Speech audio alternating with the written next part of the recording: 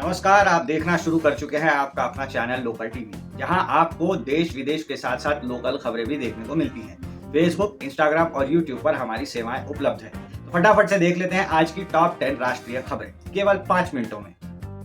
शुरू करते हैं दोस्तों सबसे पहले प्रदर्शनों से। जी हाँ, नीट पेपर मामले में जो है कल भारी प्रदर्शन देखने को मिला।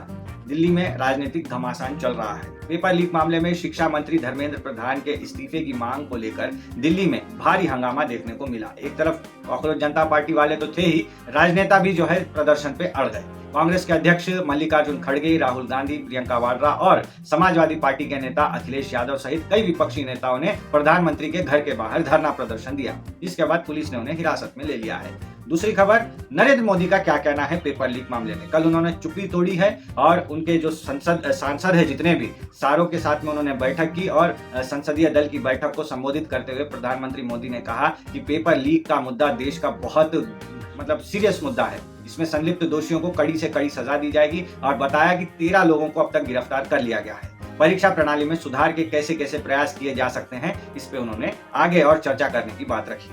तीसरी खबर है, आज है नेशनल फ्लैग डे। जी हाँ दोस्तों, 22 जुलाई को भारत का राष्ट्रीय ध्वज दिवस मनाया जा रहा है। आज ही के दिन 1947 में संविधान सभा द्वारा तिरंगे को भारत का राष्ट्रीय ध्वज के रूप में अपना लिया गया था। ठीक है, तिरंगा का डिजाइन स्वतंत्रता सेनानी पिंगली वेंकैया द्वारा तैयार किया गया था। पिंगली वेंकैया आंध्र प्रदेश से आते हैं। आप सभी के घर पे तिरंगा तो होगा ही। हर घर तिरंगा अभियान के समय सभी को तिरंगे बांटे ही गए थे। यदि आपके घर में तिरंगा है तो आज उसे बाहर निकालिए, साफ कीजिए, धोइए और फिर से उसे सहेज कर वापस से रख दीजिए। अपने देश के तिरंगे को संभाल कर रखना हमारी राष्ट्रीय जिम्मेदारी है।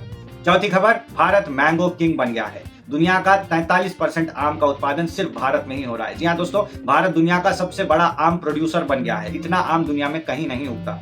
हाँ, इस साल जो है 228,37,000 टन, मतलब विश्व का 43% आम सिर्फ और सिर्फ भारत में ही उगा है। 1500 से ज्यादा किस्में आम की पाई गई हैं। लेकिन हालांकि विशाल घरेलू मांग है और कुछ इंटरनेशनल नॉर्म्स है जिसके तहत आम बाहर एक्सपोर्ट नहीं हो रहा है। सिर्फ 1% से भी कम आम इस साल एक्सपोर्ट किया है। अब आते हैं अगली खबर पे। भारतीय राष्ट्रीय राजमार्ग प्राधिकरण यानी NHAI ने टोल प्लाजा के 20 किलोमीटर दायरे में रहने वाले स्थानीय निवासियों के लिए मासिक लोकल पास प्रक्रिया को अब डिजिटल कर दिया है। पहले आपको टोल प्लाजा में जाके पास लेना पड़ता था। अब राजमार्ग यात्रा ऐसा एक ऐप है, इसको आप गूगल प्ले स्टोर से डाउनलोड कर सकते हो। उसमें आपको इजीली पास मिल जाएगा। डिजिटल हो गया ये भी। अब छठवीं खबर पे आते हैं। National payments corporation of India यानी NPCI, जो कि भीम, गूगल पे, फोन पे ये सब देखती है, उन्होंने जल्द ही UPI लाइटेक्स और NFC तकनीक पर आधारित ऑफलाइन भुगतान सेवा को शुरू करने का जो है विचार किया है। कई बार होता है इंटरनेट नहीं होता, पेमेंट करना है तो 2000 रुपए तक का लेन देन आप ऑफलाइन भी कर पाओगे, ये प्रक्रिया पूरी होने के बाद।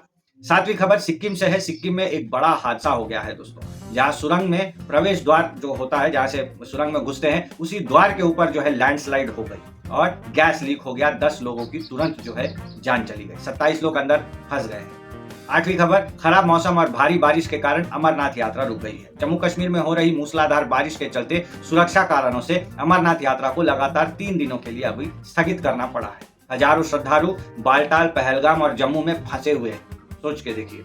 नवी खबर, विदेश से संचालित हो रही है साइबर ठगी, इसका नेटवर्क पकड़ा गया है। जी हाँ, साइबर क्राइम ब्रांच की जांच में खुलासा हुआ है कि भारत में जो डिजिटल अरेस्ट, लॉटरी और मैट्रिमोनियल फ्रॉड करने वाले गिरोह है, उनका सर्वर चाइना, कंबोडिया, फिलीपींस और नाइजीरिया जैसे देशों से कनेक्ट हुआ है। साइबर फ्रॉड के करीब 30% शिकायतों के मुख्य आरोपी विदेशों के नेटवर्क में बैठे हुए हैं और वहीं से ये सब फ्रॉड चला रहे हैं।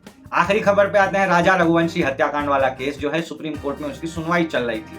सुप्रसिद्ध राजा रघुवंशी हत्याकांड में मुख्य आरोपी सोनम रघुवंशी को जमानत चाहिए, वो याचिका लेकर के पहुंची। मेघालय सरकार ने जो है अर्जी लगाई है कि उनको बेल कैसे मिल गई। तो मेघालय सरकार की अर्जी पे सुप्रीम कोर्ट ने सुनवाई अभी करी है। कोर्ट ने जमानत के मुद्दे पे सरेंडर या मेरिट के आधार पर विचार करने का विकल्प अभी तक छोड़ रखा है। तो ये थी देश की आज की सुबह की 10 बड़ी खबरें। देश, दुनिया और आपके लोकल के बाकी तमाम समाचारों को लगातार देखने के लिए बने रहिए हमारे साथ। देखते रहिए आपका अपना चैनल लोकल टीवी। नमस्कार।